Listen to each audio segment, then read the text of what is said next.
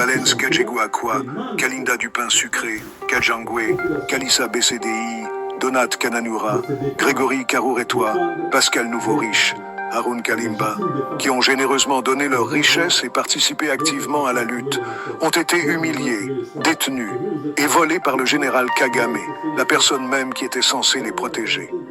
Paul Kagame s'est présenté comme une figure sociétale imposante, instillant la peur dans le cœur des gens. Il peut emprisonner ou éliminer quiconque le gêne, car il ne tolère ni la dissidence ni les défis.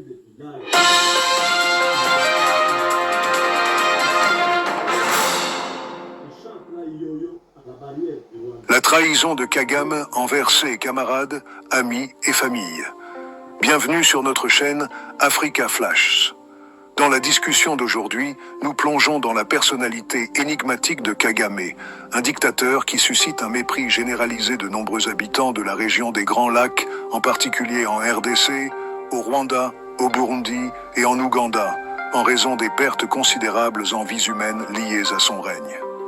Notre attention se porte sur un chapitre du livre de Noble Marara, Derrière le rideau présidentiel, à la découverte du véritable Paul Kagame par son ancien garde du corps, où Marara dévoile un portrait surprenant du caractère de Kagame.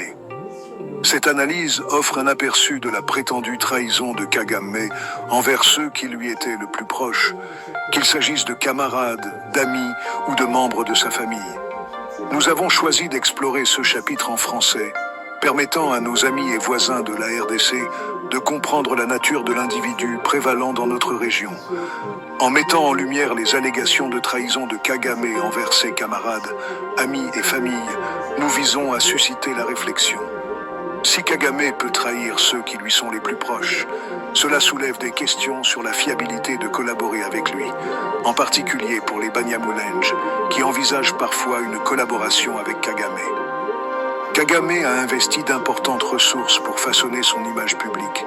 Mais en partageant ce récit de son ancien garde du corps, nous nous efforçons de révéler les aspects durs et potentiellement peu fiables de la nature de Kagame. Lorsque l'armée patriotique rwandaise, APR, a envahi le Rwanda à la fin des années 1990, elle a compté sur le gouvernement de l'Ouganda et son armée de résistance nationale pour les fournitures et le soutien logistique. L'Ouganda fournissait des armes, des munitions et des itinéraires de repli au besoin. Les pays voisins, y compris l'Ouganda, hébergeaient de nombreux réfugiés rwandais et des citoyens solidaires qui soutenaient la cause de l'APR. Beaucoup de ces personnes, qui étaient fortunées, ont contribué de manière significative au Front patriotique rwandais, FPR. Les cadres de l'APR ont travaillé sans relâche pour convaincre les gens du changement historique que le FPR apporterait. 16 sponsors ont contribué autant que possible, mais malheureusement, beaucoup d'entre eux sont aujourd'hui confrontés à des défis pour travailler ou vivre dans le pays pour lequel ils se sont battus.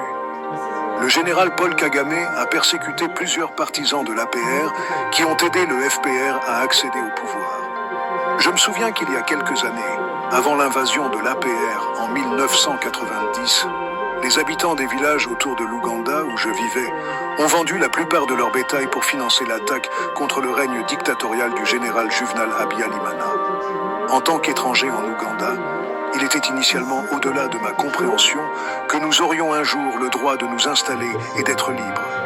Lorsque le président Museveni a finalement aidé le général Fred Rwigema et ses forces à rentrer dans leur pays, chacun était responsable de contribuer à la juste cause.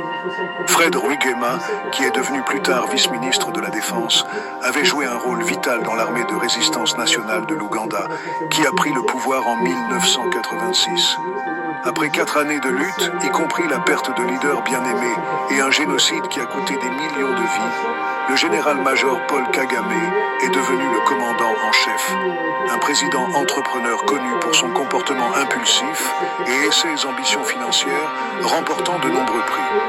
Les actes impulsifs et les intérêts financiers de Kagame l'ont amené à cibler les individus qui l'ont aidé à atteindre sa position actuelle. Donc la personne avec la veste rouge était un représentant d'acheteur qui allaient tout simplement acheter la production de la mine d'or. Comme Trilbert Rujugiro, Sam Nkuzi, Edgar Rwangaboba, Valens Kajeguakwa, Kalinda Dupin Sucré, Kajangwe, Kalissa Bessédei, Donat Kananura, Grégory Karouretois, Pascal Nouveau-Riche, Haroun Kalimba, qui ont généreusement donné leur richesse et participé activement à la lutte, ont été humiliés, détenus et volés par le général Kagame, la personne même qui était censée les protéger. Paul Kagame s'est présenté comme une figure sociétale imposante, instillant la peur dans le cœur des gens. Il peut emprisonner ou éliminer quiconque le gêne, car il ne tolère ni la dissidence, ni les défis. Kagame qualifie souvent ses collègues de tueurs ou d'individus incontrôlables pour les arrêter, prenant des décisions unilatérales sans reconnaître leurs conséquences. En 1997, alors que j'étais encore membre de l'unité de protection rapprochée de Kagame, Madame Jeannette Kagame a, pour une raison quelconque, réalisé que son mari, Paul Kagame, passait beaucoup de temps chez Monsieur Kajangwe. C'était inhabituel car Kagame n'était pas connu pour sa sociabilité. Je me souviens d'une nuit où je faisais partie du convoi de Kagame à la cantine des officiers supérieurs vers 21h. Le major Willy Rwagazana m'a chargé de prendre 4 soldats et de sauver Madame Kajangwe d'intrus essayant prétendument de pénétrer chez elle. Alors que nous nous précipitions vers sa résidence avec sirène, klaxon et plein phare, la scène était embarrassante, car rien n'a pu être trouvé. J'ai transmis un message radio à Willy Rwagazana, l'informant que la résidence de Madame Kajangwe était vide. À ce moment-là, Monsieur Kajangwe était aux États-Unis et il avait peur de revenir au Rwanda car il savait que sa femme avait une liaison avec Paul Kagame, ce qui l'avait poussé à fuir pour sa vie. Étonnamment, Madame Kajangwe a rappelé, cette fois en larmes, prétendant que quelqu'un essayait de forcer l'entrée. Nous avons été renvoyés chez elle pour arrêter ceux qui tentaient de s'introduire. Lorsque nous sommes arrivés de nouveau, personne n'était présent. J'ai signalé à Willy qu'il n'y avait personne à la résidence. Willy nous a demandé de rester sur place, laissant le convoi de Paul Kagame avec un seul véhicule, à l'exclusion du sien. Vers 1h du matin, Paul Kagame est arrivé à la résidence de Kajangwe, où il est resté jusqu'à 5 heures. Il était clair que Madame Kajangwe n'occupait aucun poste gouvernemental officiel, de sorte que la nature de la conversation est restée un mystère. Jeannette Kagame a finalement confronté Madame Kajangwe à propos des visites de son mari, CE qui a réduit ses visites. Peu de temps après, Kagame a rendu visite à la maison de Grégory Karouretois pour demander conseil à Madame Karouretois, qui avait précédemment arrangé le mariage de Kagame avec Jeannette et était sa marraine. Suite à cette visite, Madame Kajangwe a été escortée de près à l'aéroport, où elle a pris un avion pour les États-Unis afin de retrouver son mari.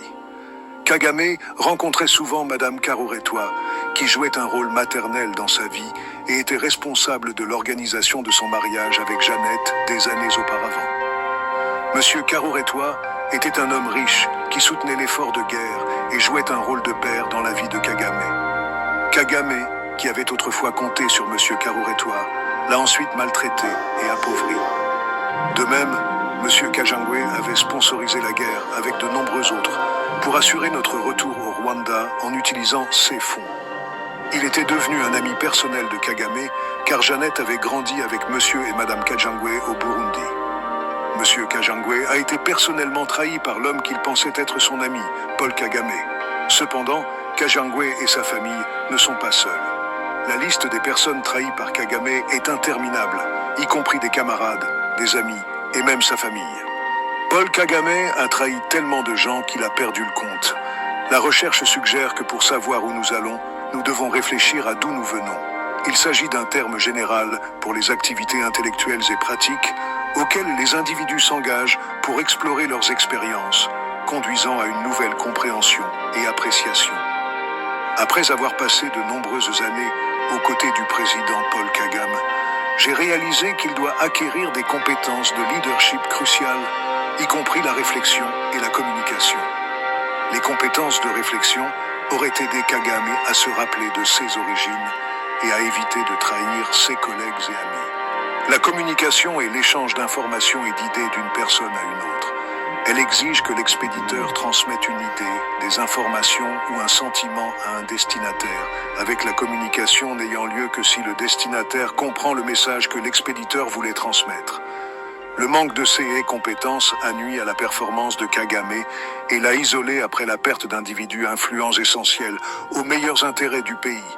La manière dont les décisions sont prises au Rwanda aujourd'hui est préoccupante, car elle suggère une direction troublante pour le pays.